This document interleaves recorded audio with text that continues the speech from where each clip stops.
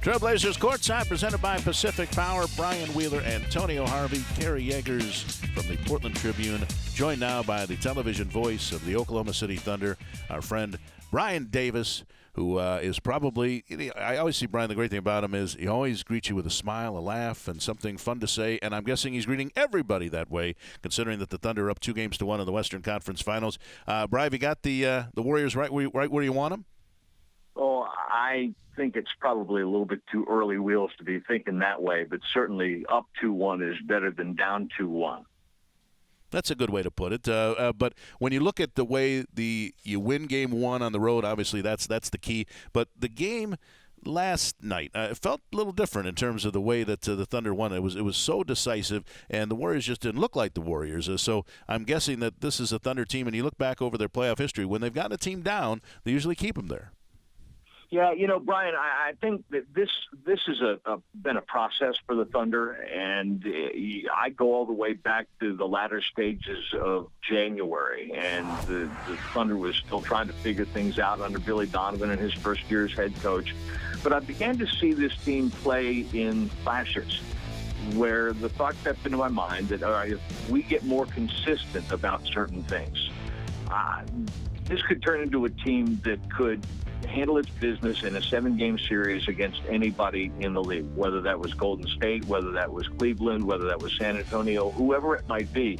And now the team has gotten to that consistency level where I really believe that's the case. I think the Thunder still actually has some ceiling, but they're playing at a very high level right now. And I think the key in the Golden State series has been, doing the things that they've gotten real consistent about.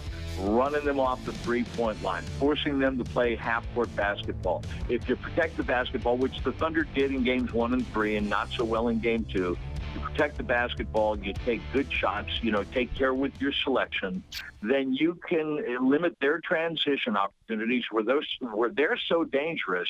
And then again, you get them into the half court, and I think that swings the balance in Oklahoma City's favor. Brian, I got to ask the question. We've all seen the replay of Draymond Green. Unfortunately, the ball slipped out of his hand, and he inadvertently kicked Steven Adams in the groin. At least that's what the NBA has determined. You were there. What did it feel different? Because it certainly looked different to me. Well, it looked different to me, too. And when you consider that Draymond also put the knee into Adams's midsection in game 2 in Oakland. Once is a moment, the second time it's a pattern.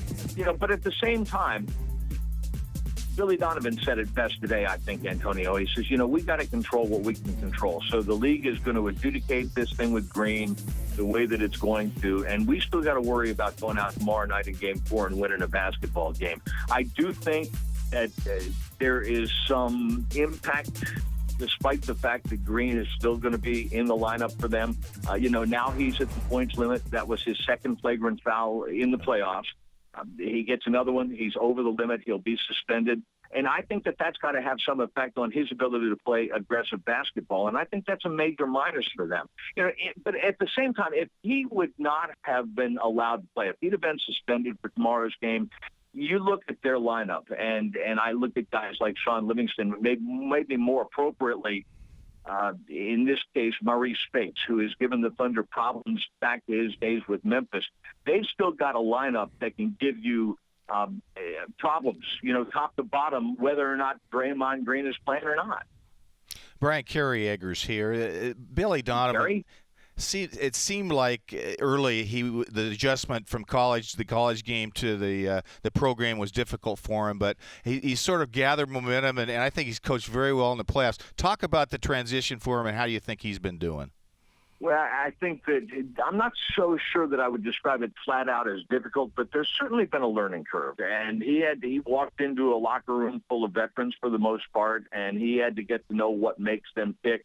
One of the things I appreciate about Billy is that he's come in and he said, look, I want to get to know these guys, and I particularly want to know how I can best support them when they're facing adversity, when their shots aren't falling, when they're out of rhythm defensively.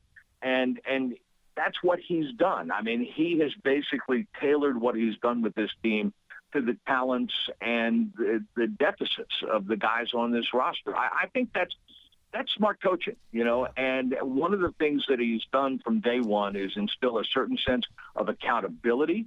I think that Kevin Durant and Russell Westbrook bought in early, and that's helped him with everybody in the locker room. In the end,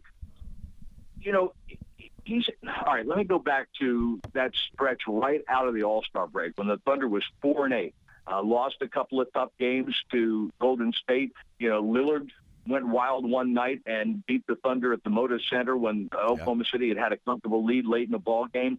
And what Billy was able to do with those moments is say, all right, fellas, this is what I've been preaching.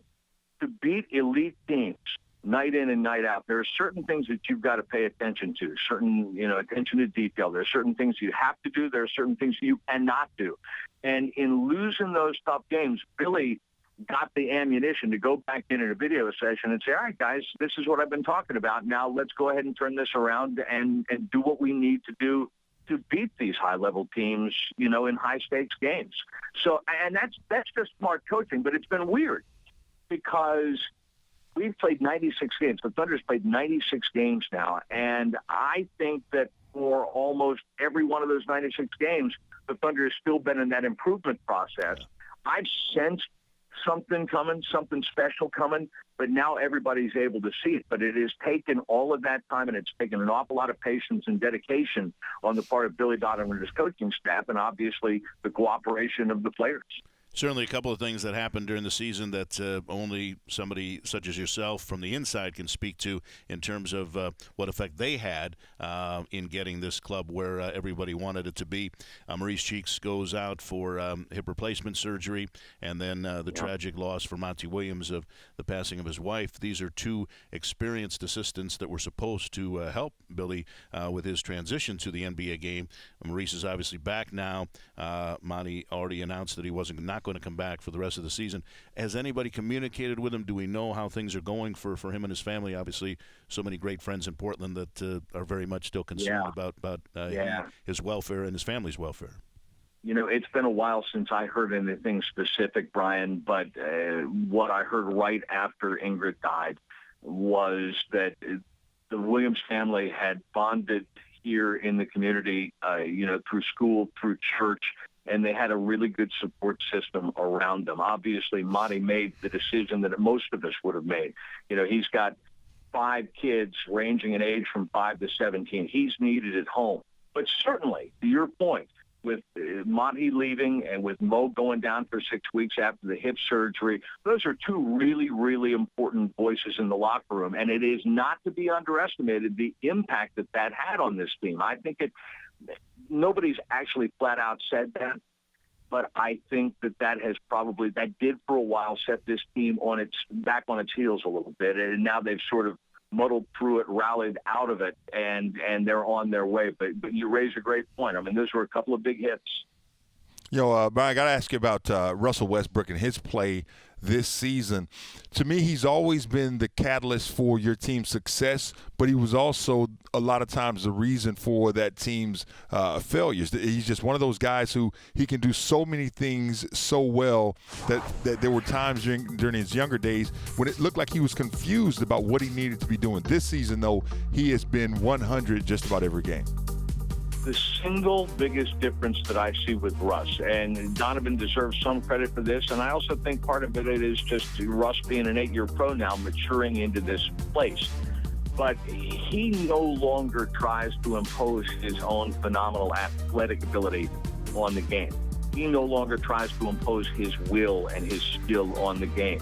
He now takes what the game gives him. And, when you see him take more than 20 shots these days, that's an unusual game for him. But he'll score when he feels like he needs to score.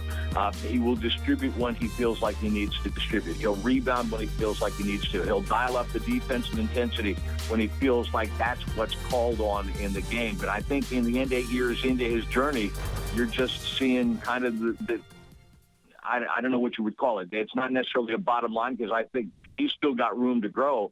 But you're seeing the fruits of that maturation process. Brian, everybody's curious about what Durant's going to do after this season. Your thoughts on what might happen with him? Well, I'm taking my lead from Kevin from the very beginning of training camp, Kerry, what he did. I mean, the first time that he stood and met with the media, he said, look, we have a goal. I have a goal. I want to win a championship. We want to contend for a title this year. And if I pay attention to anything other than that mission and that goal, then I'm doing myself and my service and the fans of Oklahoma City a great disservice. And he's been true to that. And really, that's a pretty good cue for me. And the bottom line is that decision is going to be made over the next couple of months by people with a lot more stripes on their sleeves than I have. So I'm like Kevin, I'm just enjoying the ride, and all that stuff will just play out as it does over the next few weeks. Brian, thanks so much for your time tonight on an off night, and enjoy the playoffs for as long as they happen. And the way the Thunder are playing, it could be quite a ways before you play your final game this season. But enjoy it as long as it lasts, and good luck tomorrow night in Game 4. Good luck the rest of the series, and we'll look forward to seeing you again soon. Great to visit with you guys. Thanks for having me.